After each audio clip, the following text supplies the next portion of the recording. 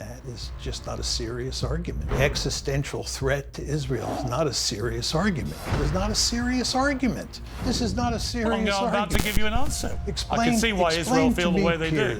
How Hezbollah or Iran or Hamas is an existential threat to Israel. Explain to me. They're Tweedledee and Tweedledum. It's Ukraine and the whole question of how to deal with Russia, where you see a substantial difference. If Trump wins, then he will act very differently towards Russia and towards the Ukraine war, and Kamala Harris will.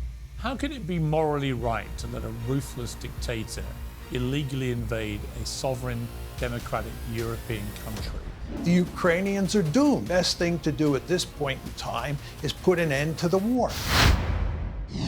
The Middle East is on the brink of a massive regional conflict as Israel bombards Hezbollah targets in Lebanon. Ukraine's President Zelensky is in Washington seeking Trump-proof security guarantees and permission to fire American rockets at targets inside Russia. And in just 40 days, America will choose its next president, a decision that will have sweeping ramifications for the conflicts now roiling the world.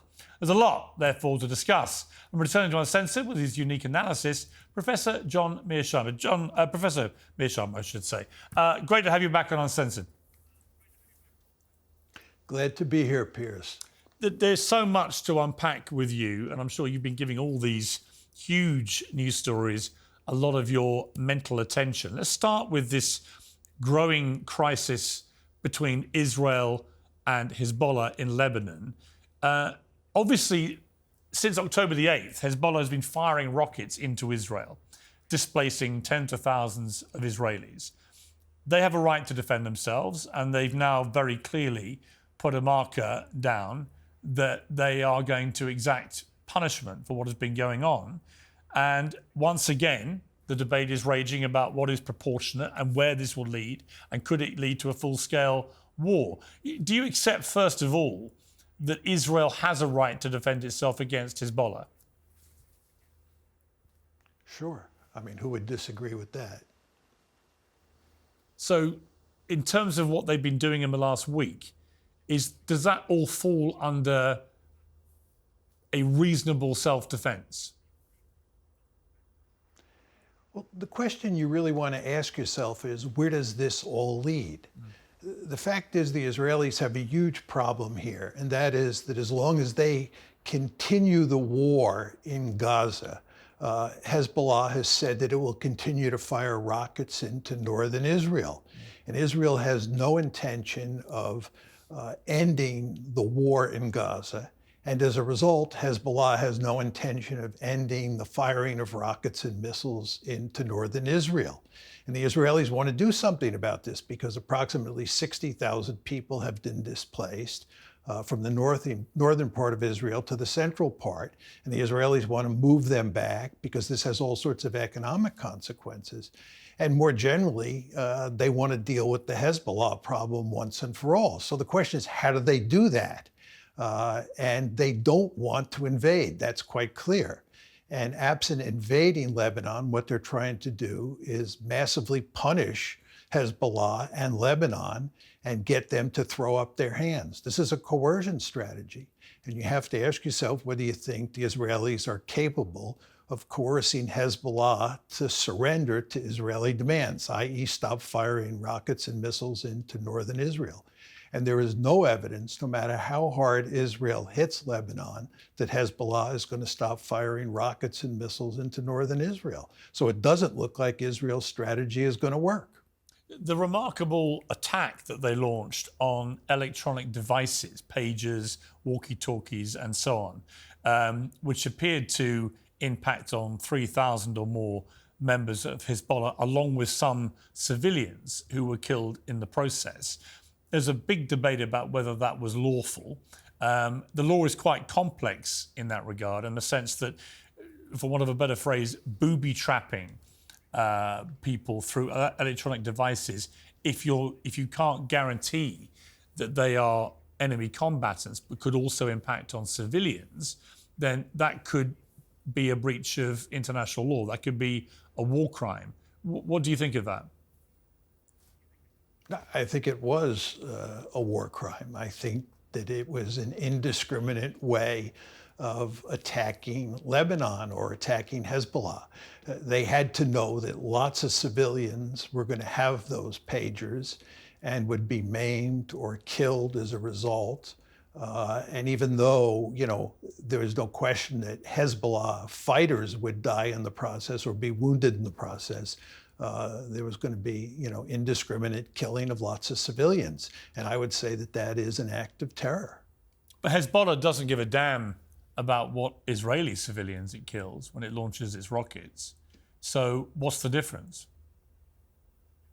Israel doesn't give a damn either about killing Palestinians in Gaza or killing civilians in Lebanon.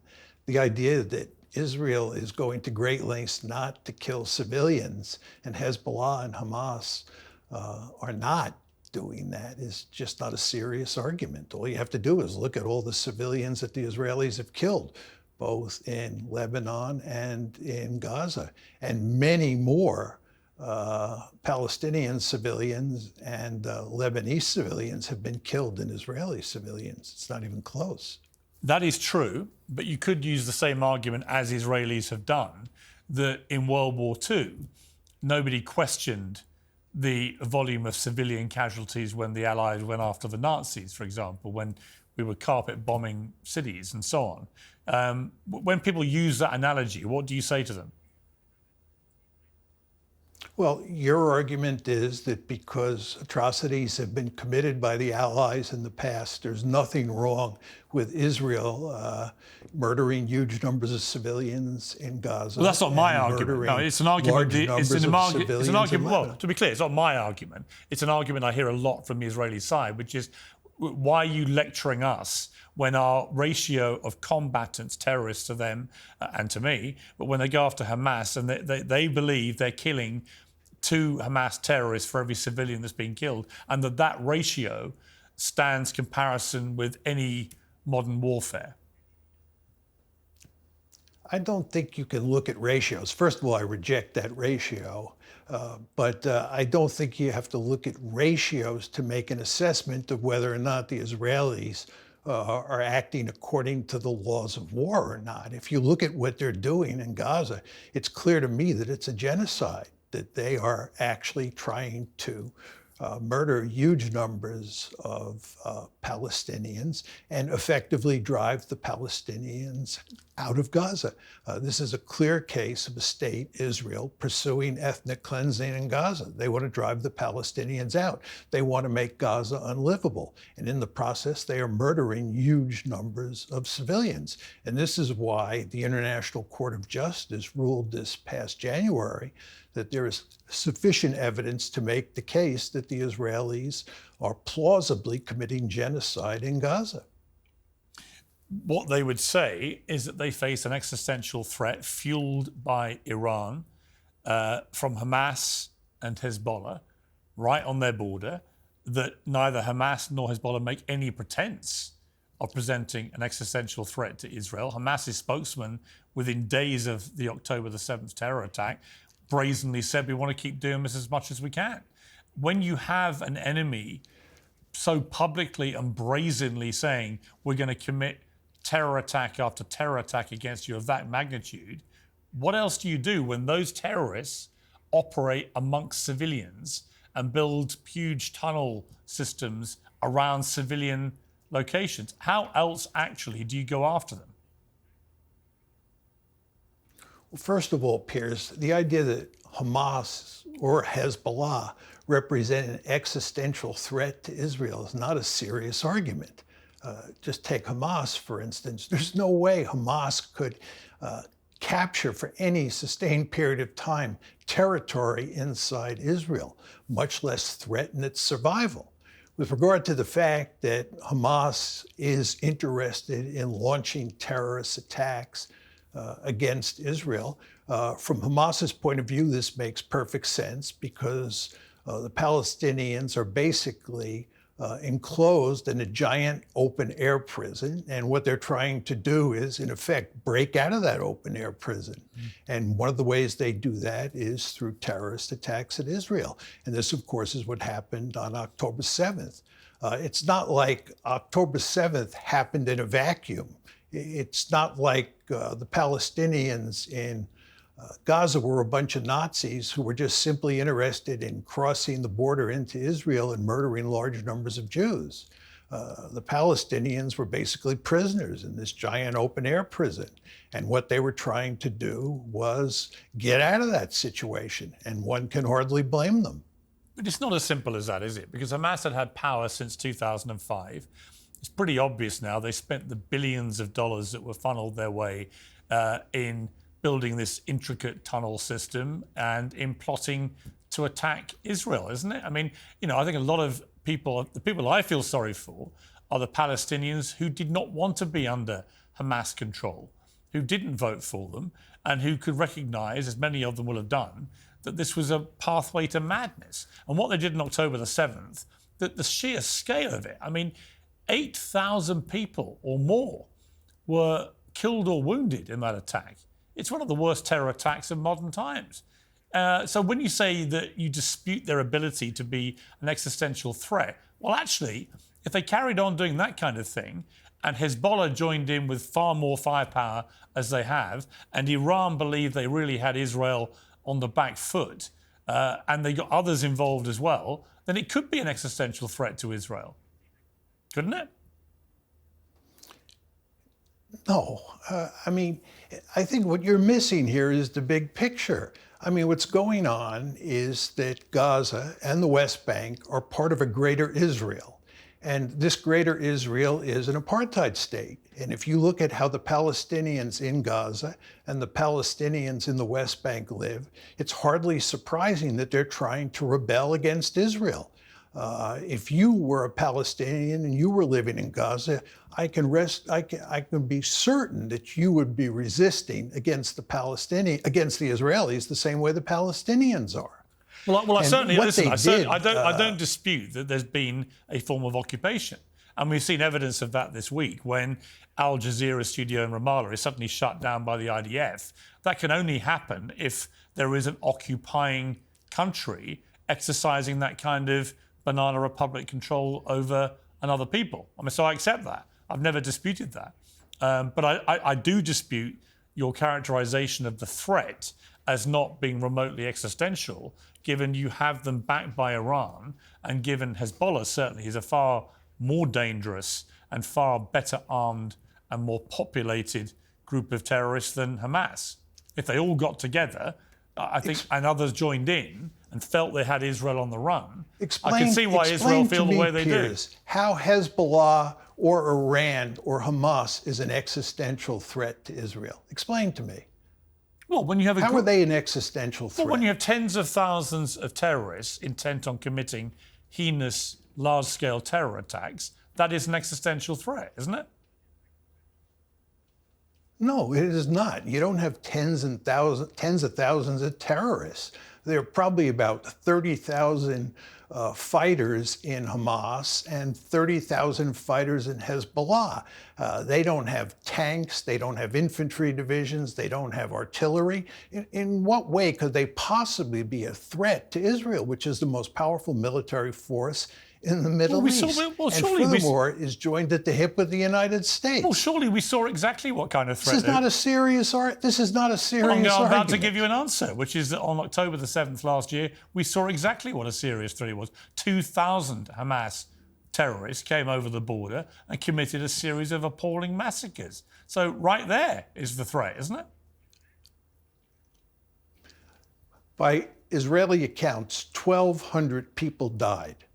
This is truly regrettable. Nearly 7,000 were wounded. Died. Nearly but 7,000 this were hardly wounded. represents an existential threat. Well, nearly 7,000 were wounded. I mean, if you extrapolate that to America and a country of that size, then you're talking about 30 9/11s. Again, there is no way that killing 1,200 Israelis represents an existential threat. There is no way that Hamas represents an existential threat, or that even Hezbollah and Iran represent an existential threat.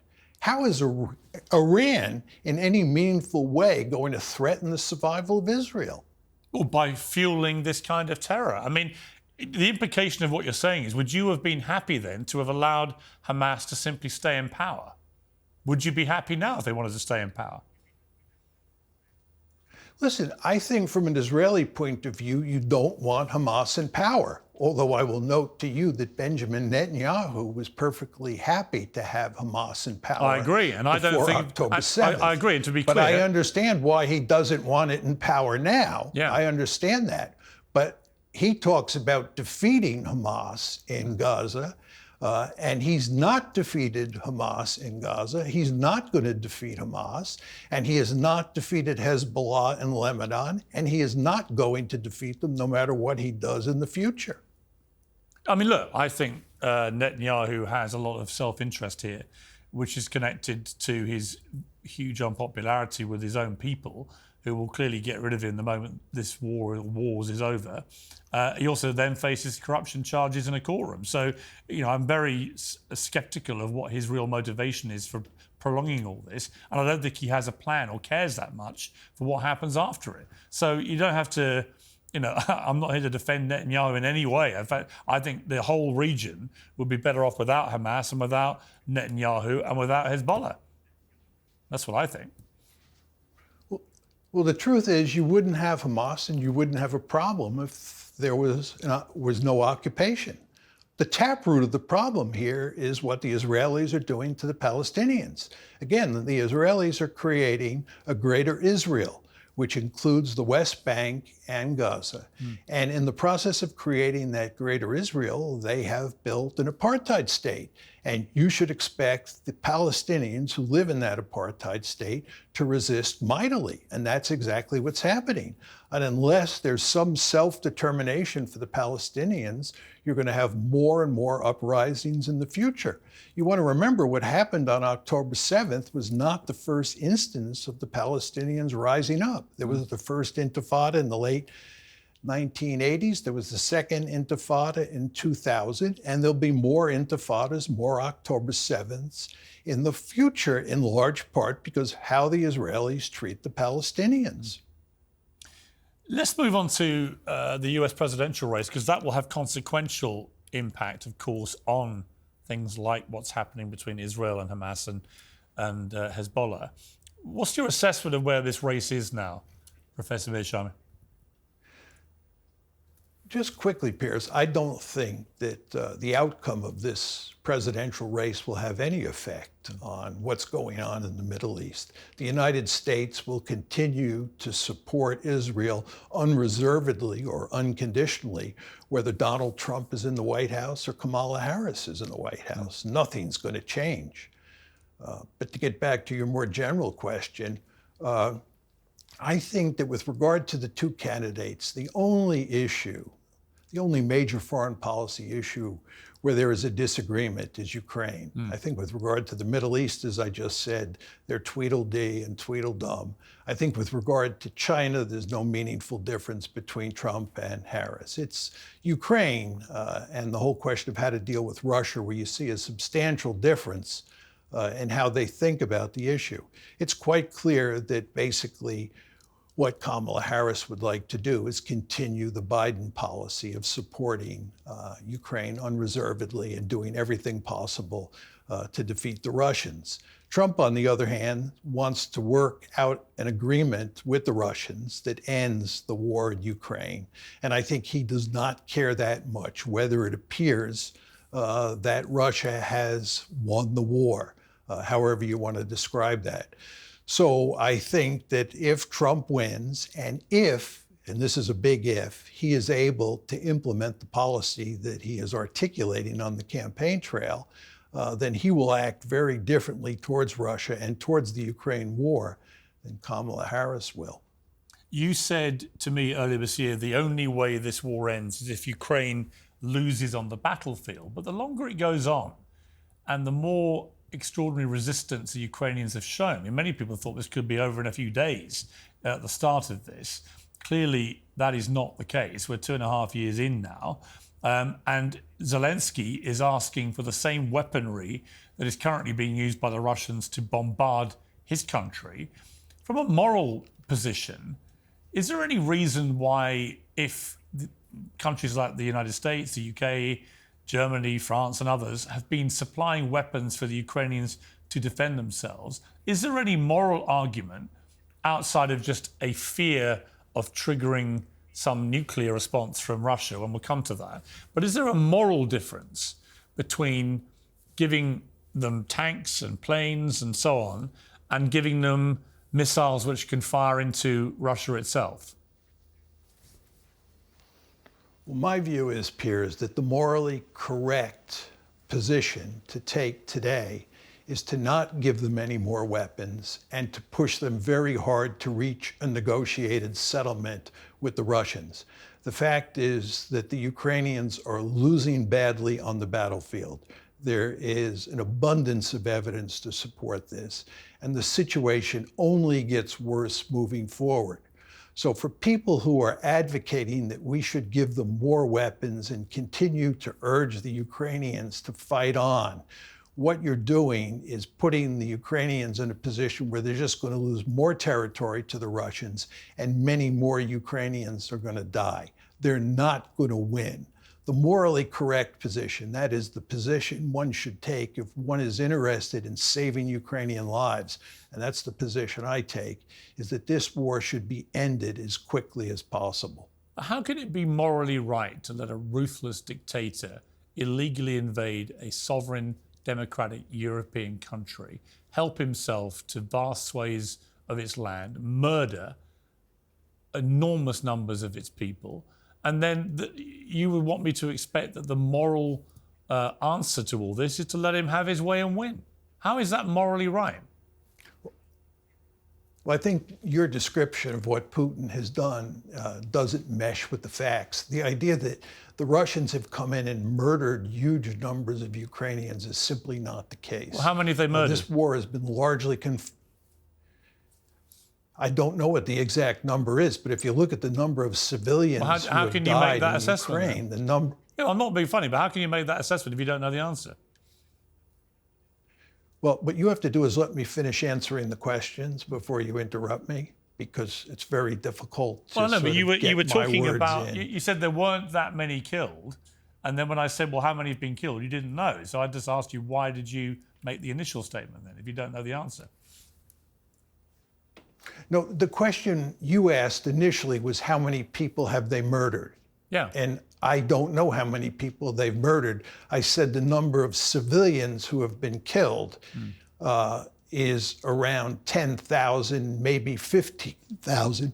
But it's very important to understand that the Russians alone did not kill all those civilians. A lot of the civilians have been killed by the Ukrainians as a result of the ongoing battles. And I can't tell you exactly how many people have been killed, and I can't tell you how many people that the Russians murdered or the Ukrainians murdered. Right. It just seems to me you're slightly guessing, aren't you? I told you that the number I ascertained from looking through the media reports is somewhere between 10 and 15,000 civilians have died in Ukraine. And if you call that guessing, fine. But no, I not believe the number is studied around issue. that, yeah. Look, I don't even know what the exact number is in terms of Russian military casualties and Ukrainian military casualties. There are huge disagreements on what those numbers look like. I can tell you what my estimates are, but my estimates are not ones that I'm fully confident are correct, in large part because right, but that's there's not why, a lot of information. Okay, but that's why the morality question to me is important, because you're saying the moral thing to do is to stop the slaughter of Ukrainian people. They don't agree with you. The Ukrainian people want to fight, and they want to fight to the end. And that should be, to me, their moral right to make that decision for themselves. And I just cannot get my head around why it's morally correct to let a Russian dictator go and do what Putin's done and win and keep what he's stolen. Why is that morally right? Because there's nothing that we can do to turn the tide on the battlefield in Ukraine. There is. We do there is, though. not have the ability. We could give them the missiles they want. missiles are not going to make any difference. The idea that giving them ATACMS or Storm Shadows is going to turn the tide on the battlefield is not a serious argument. The Ukrainians are doomed. What really matters here are the number of troops, the number of artillery pieces on the front lines, and the amount of air power each side has over the battlefield. And there, the Russians have a decisive advantage, and that advantage is increasing by the day. And there's nothing we can do to reverse that. The Ukrainians are doomed. And given that the Ukrainians are doomed, the best thing to do at this point in time is put an end to the war. That's the morally correct position, at least from my point of view. I don't agree, and I'll tell you why. Would you have said the same thing about the British in World War II? No, I would not have, but those are not analogous situations. Why? We were under existential threat from the Nazis. As you well know, the British won the war because the British had the Soviet Union and the United States on their side. Yeah, and because Churchill said he wasn't going to accept that we were necessarily doomed.